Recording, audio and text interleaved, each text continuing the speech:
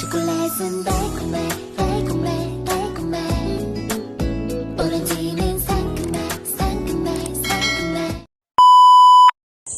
So hello guys! Welcome back to my channel! Kitang-kita nyo naman sa thumbnail, ayan, tayo ay gagawa ng Magnum Ice Candy. So, bago pa magtagal ang bidyong ito, magsisimula na talaga tayo. Ang kailangan natin, gumamit nga pala ako ng Jersey na all-purpose cream. Ayan. Ito ay 250 ml. And then, 100 ml na cowbell. Yan, gatas na malapot sa Tagalog. And gumamit din ako ng cowbell na ibap. Gatas na malabnaw na 370 ml.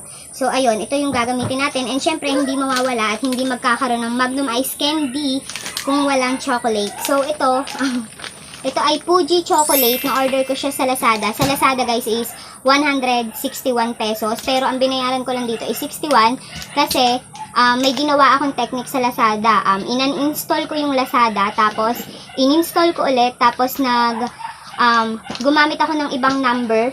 Pagkatapos, nakatanggap ako ng 100 voucher. So, ayun, naka-minus ako ng 100. Tapos, sakto na free shipping din kasi yung 55.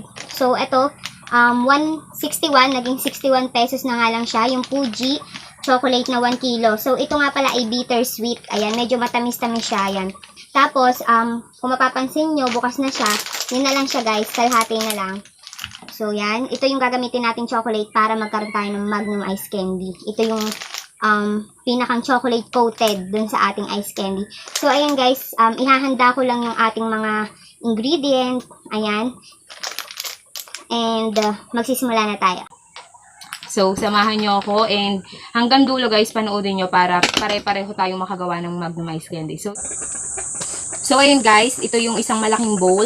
And then, ang unang-una nating ilalagay, syempre, ang ating chilled overnight. Kailangan naka-chilled overnight siya guys, para ma-double yung ating all-purpose cream. At talagang ma-absorb niya yung pagkalasang ice cream. Yun. Bagay na natin yung ating chilled overnight na all-purpose cream. Ayan. Chilled overnight na all-purpose cream. Tigi-isa lang yan ginamit ko. Hindi ko alam kung marami ba yung kalalabasan nito. Itong anong to is tinatry ko lang talaga ngayon. Para kung sakaling masarap nga talaga, ayan, gagawa ako ng version na talagang pang negosyo. Yung version na talagang pang negosyo, guys. And then, syempre, gagamit ako ng hand mixer para mas ma-double yung ating cream. Ayan.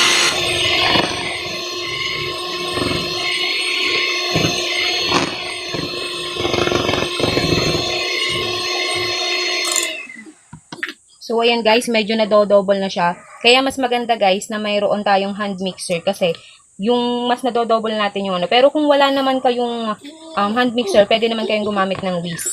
Yun na lang yung gamitin nyo. Ito lang kasi guys yung pinakamabilis na way para mas ma-double natin. Ayan.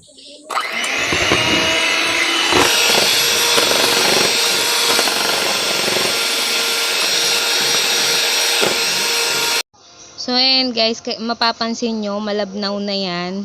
Nailagay ko na po yung evaporated milk. So, ngayon, ilalagay ko na itong gatas na malapot. Ayan, pagsama-samahin lang natin yung all-purpose cream, gatas na malabnaw at gatas na malapot. And then, okay na po yun. Then, iset aside na natin pagkatapos natin i-mix. So, ayan, i-mix lang natin ng maayos para ma-absorb yung lasa niya.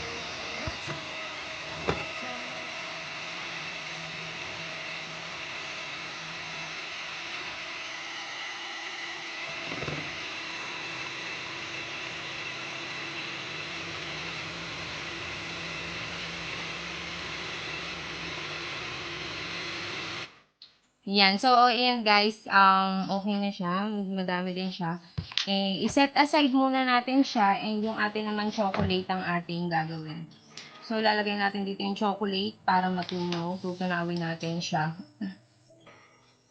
So, ayan, hihiwa-hiwain lang natin yung chocolate kasi masyado itong matigas.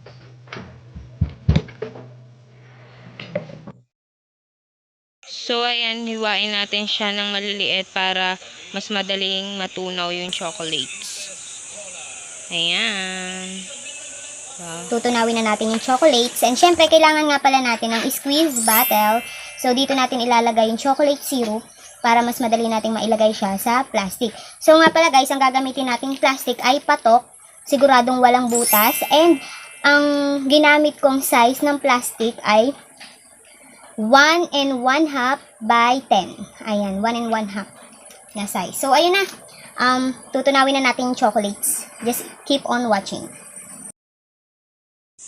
Ayan guys, tinutunaw na natin yung chocolate. Basta guys, kapag ka nagtunaw kayo ng chocolate, make sure na hindi pala dapat lalapat yung ating bowl sa tubig.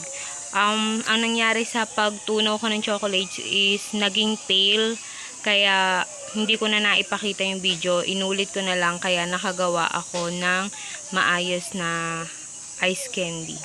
Sa inyo, di ba ito na yung plastic, and then kailangan natin ng stick na ganito. Then hindi kasi gumagana yung squeeze bottle ko, kaya ang ginawa ko ay naggawa na lang ako ng pang emergency na tawag dito, piping bag, kung saan nakuha ko lang itong plastic na ito dito sa tabi-tabi. Ayan, ilalagay natin siya sa pinakang dulo. Ayan, sa pinakang dulo natin siya ilalagay. Ayan. Ayan. And then, pagkatapos ay atin siyang iisod yung chocolate pataas. Ayan.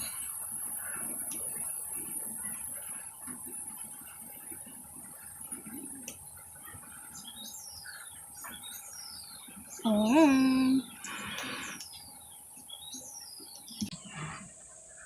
So, yan. And then, kapag ka, naiganyan na, so yan, nakaganto na siya sa plastic. Tapos, ito kasi yung una kong gawa, medyo humiwalay, ayan. Kasi mainit pa yung chocolate. So, tingnan natin to kasi medyo mainit-init pa, kaya kailangan palalamigin muna natin.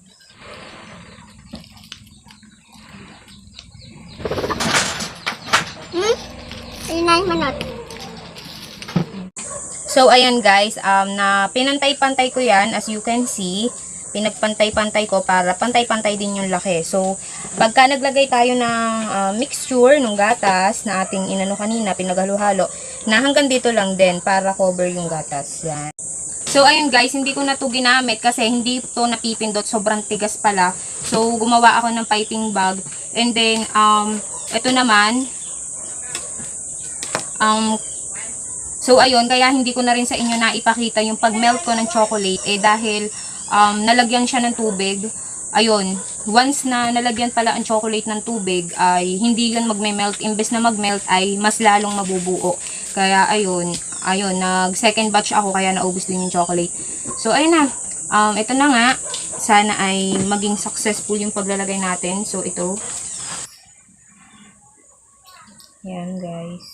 So ayan, ulit-ulit lang sa paglalagay ng na-mix natin na gatas doon. And ayan na, paulit-ulit lang na pagbabalot, tali, tapos okay na yon. Ihanda nyo na guys yung yung chocolate dun sa plastic na nakalagay para dire-diretso na lang yung paglalagay ng gatas. So, ayun guys, repeat lang ng lagay lang ng lagay, and then i-update ko na lang kayo sa end ng video kung ilan yung nagawa natin dun sa ating mga ginamit na ingredient.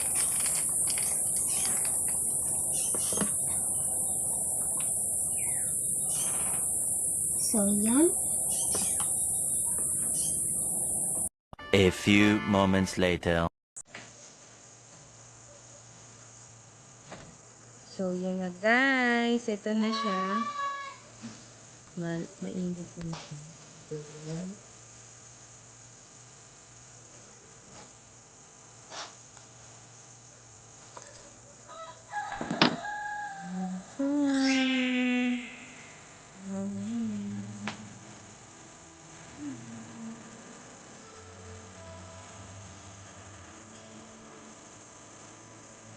So, yan guys, promise, ang sarap niya.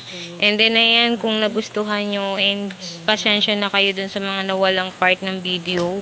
Sana talaga nasundan nyo. And yun, wag nyo na lang kalimutang mag-subscribe. Ayan.